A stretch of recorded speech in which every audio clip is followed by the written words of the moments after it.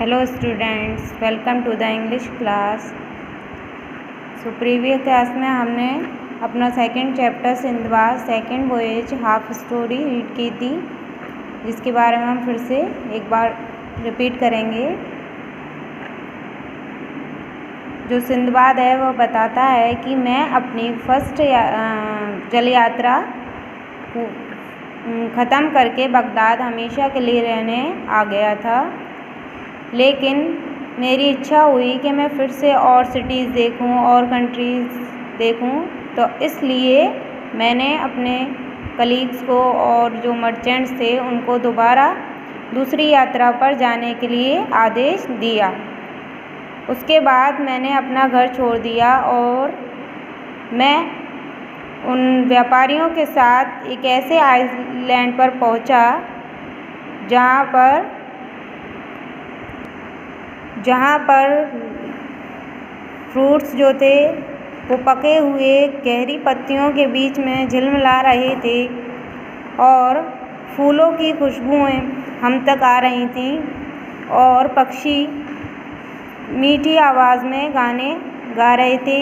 The water of stream sparkle, और जो नदी का पानी था वह सूरज की किरणों में चमक रहा था।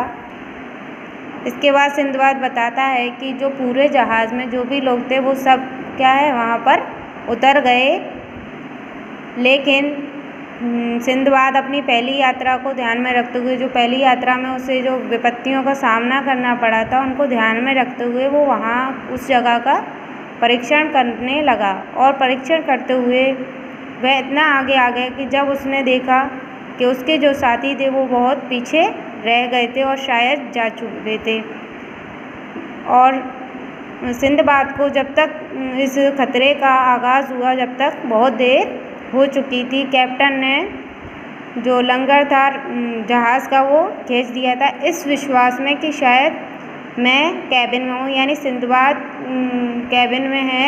ये सोचकर कैप्टन और उसके जो साथी थे वो जहाज़ लेकर जा चुके थे, और फिर से एक बार सिंधबाद समुद्री दैत्य की कैद में था, जो एक सुनसान आइलैंड पर कैद में आ गया था। वो खुद को बहुत पछता रहा था, बहुत दुखी हो रहा था कि वो क्यों बगदाद छोड़कर आया और दोबारा से इस समुद्र पर फंस गया, और ये एक नई विपत्ति उसने खुद के लिए खोल दी थी। अब सिंधबाद एक पेड़ के ऊपर चढ़ जाता है, वहाँ से लेफ़्ट एंड राइट देखता है और उसके आसपास की भूमि को देखता है। तब उसे कोई एक वाइट ऑब्जेक्ट टाइप दिखाई देता है दूर से, तो वो पेड़ से नीचे उतरता है और फिर उस वाइट ऑब्जेक्ट के पास जाता है, जो कि एक बहुत विशाल साइज़ में था और इतना ऊंचा था जैसे आसमान को छू रहा है। उसके बाद वह बड़ी उलझन में पड़ जाता है कि इतनी विशाल बिल्डिंग होने के बाद भी उसमें कोई प्रवेश द्वार नहीं था, यानी उसमें के अंदर जाने की कोई जगह नहीं थी। और जब तक शाम होने को थी, सूरज अपने उतार पर था, रात होने वाली थी, तभी अचानक जो सूरज की लास्ट किरण थी वो भी धुंधली होती हुई दिखाई दी। तो सिंधबाद को पहले लगा कि वो बादल है, लेकिन जब उसने अपनी नज़र उठाकर ऊपर देखा तो वो एक विशाल पक्षी था।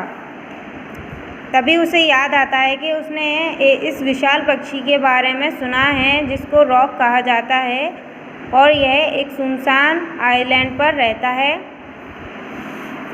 और ऐसा भी कहा जाता है कि ये इतना विशाल होता है कि ये एलिफेंट के बच्चे को भी खा सकता है। तब उसे ये समझ आया कि ये जो विशाल डोम है, यानी ये जो विशाल गुंबद है, वो कुछ नहीं बल्कि इस जायंटिक बर्ड का एग है। वह इस निष्कर्ष पर पहुंचता ही है कि जब तक वो बर्ड उस ब्रूड पर, यानी उस अंडों पर बैठ जाता है और पंख फैलाकर अपने सो जाता है। As soon as I saw this, I took the turban from my head, folded and twisted it until it resembled a rope, which I proceeded to tie firmly around my waist and bound myself securely to the bird's claws. अब Sinbad बताता है कि जैसे ही मैंने उस पक्षी को देखा, मैंने अपनी पगड़ी अपने सिर से उतारी और उसको मोड़ा, घुमाया और तब तक घुमाया जब तक कि वो एक रस्सी के रूप में वो रस्सी की तरह नहीं बन गया। और उसके बाद उसने उस रस्सी का एक सिरा अपनी कमर से बांधा और दूसरा सिरा उस बर्ड्स के क्लॉज से यानी उस बर्ड के पंजे से बांध दिया। Perhaps it will carry me to a land with cities and people. इस उम्मीद में कि शायद ये पक्षी जब उड़ेगा तो मुझे सिटी में ले जाकर उतार दे या फिर जहाँ ऐसी जगह ले जाकर उतारे जहाँ पर वो लोग होंगे। Which will be better than remaining imprisoned on this land. जो कि इस आइलैंड पर की कैद से बेहतर होगा। I was not mistaken. मैं कोई गलती नहीं कर रहा था। As soon as red skies of early dawn became visible, the bird rose with a raucous scream from the egg and flew up so high into the air. जैसे ही सुबह हुआ, सूरज की पहली किरण निकली तो बर्ड उड़कर आसमान में ऊपर उड़ने लगा। With me that I believe it had reached the cloud of the skies. Soon it flew slowly down, bearing me towards the water, finally landing on the summit of a high mountain, which rose out of the foaming seas. और मुझे लेकर वो पक्षी उड़ गया और बादलों से होता हुआ फिर वो पानी में से समुद्र के ऊपर से गुज़रा और अंत में मुझे ले जाकर एक पर्वत की चोटी पर उतार दिया और जो पर्वत समुद्र के बीच में से निकला था। As soon as I reached the ground, जैसे ही मैं ग्राउंड पर पहुंचा यानी भूमि पर पहुंचा, I hastened trembling to untie my turban from its claws. मैंने बिना देरी किए जल्दी से अपनी पगड़ी को खोला। The bird had not noticed me and I was able to make my escape. और उस पक्षी ने मुझे नोटिस नहीं किया था यानी मुझे देखा नहीं था और इस प्रकार मैं खुद को बचाने में सफल हुआ। The bird seized something in its claws and ascended with it into the heaven. और उस बर्ड ने अपने पंजे में कुछ पकड़ा और उसे लेकर आसमान में उड़ गया। I saw that it was a snake of extraordinary length. मैंने देखा कि यह वह एक बहुत बड़ा विशाल सांप था। Astonished, I walked on and realized that I was at the entrance of a gorge, the bottom of which was covered with a huge layer of diamonds as big as fist. अचंभित होकर मैं चला। वास्तव में मैं एक ऐसी जगह पर था, ऐसी प्रवेश द्वार पर था जहाँ पर जो डायमंड से वो भरे हुए थे। The glitter hurt my eyes यानी इतने डायमंड थे कि जो सिंदबाद है उसकी आँखों में उसकी चमक चुभ रही थी।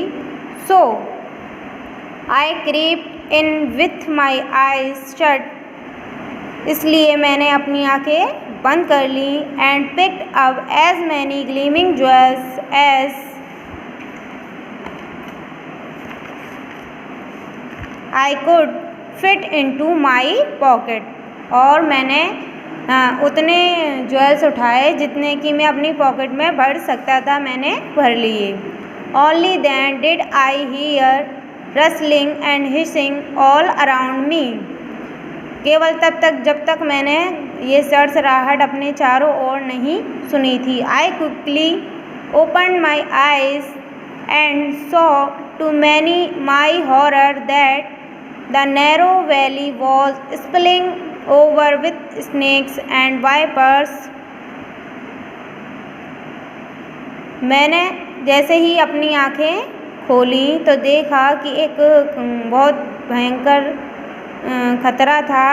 जो वैली थी वो पूरी तरीके से स्नेक्स और वाइपर्स से भरी हुई थी.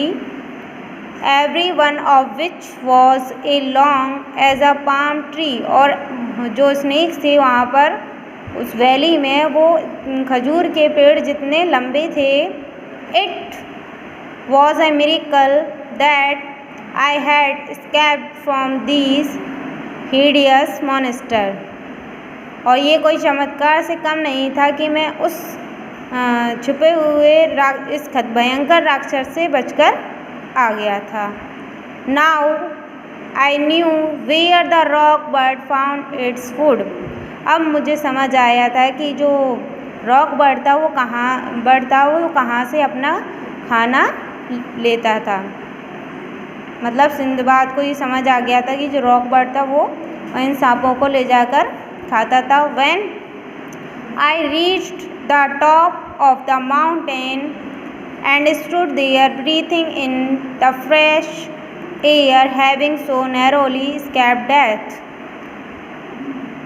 जब मैं एक माउंटेन के टॉप पर पहुंच गया और वहाँ खड़े होकर एक गहरी ठंडी सांस ली क्योंकि अब मैं उस मृत्यु से बचकर आया था. I was overjoyed to see a frigate sailing towards the island. मैं बहुत खुश हो गया ये देखकर कि आइलैंड पर कुछ व्यापारियों का जहाज़ जो है आता हुआ उसे दिखाई दिया. There were merchants on board, or rather adventurers, who did not make a very favorable impression. उसने सोचा कि शायद इसमें कोई व्यापारी होंगे या कोई एडवेंचरस होंगे जो यहाँ पर आ रहे हैं. They had heard of the treasures to be found on the island and said they had come to look for them. जब वो मर्चेंट्स वहाँ पर उतरे तो उन्होंने सिंदबाद को बताया कि उन्होंने यहाँ इस आइलैंड पर ट्रेजर के यानी ख़जाने के बारे में सुना है कि यहाँ पर ख़जाना पाया जाता है और ये लोग उसे ही ढूंढने आए हैं. Knowing the ungratefulness and greed of man, I did not tell them of my discovery. क्योंकि सिंदबाद उन लोगों के लालच को जानता था इसलिए उसने जो भी खोज की थी उसके बारे में उन लोगों को नहीं बताया. And assured them I had been endeavoring to find the treasure for the past month. और उन्हें ये विश्वास दिलाया कि सिंदबाद कई महीनों से उस खजाने को ढूंढने का प्रयास कर रहा है. But the desire, all effort and resourcefulness, I had found nothing and was convinced it was a foolish fairy story. जो सिंदबाद ने बताया उन व्यापारियों को कि जो उन्होंने कहानी सुनी है वो क्या है, झूठ है. यहाँ पर कोई भी खजाना नहीं है. मैं पिछले कई महीनों से खजाने को ढूंढ रहा हूँ पर मुझे कुछ भी अब तक नहीं मिला. They believed me, sailed away and brought me home. The sea devil had failed in his second attempt to trap me. The booty I had managed to wrest from him come to 100 times my entire fortune. और मुझ पर विश्वास कर वो मुझे फिर से मेरे घर ले आए और एक बार फिर से मैं उसी डेविल के जाल में फंसने से बच गया. ये सिंदबाद की स्टोरी थी, जिसमें सिंदबाद अपने घर आ गया दोबारा से और वो फिर से एक समुद्र में फंसने से बच गया।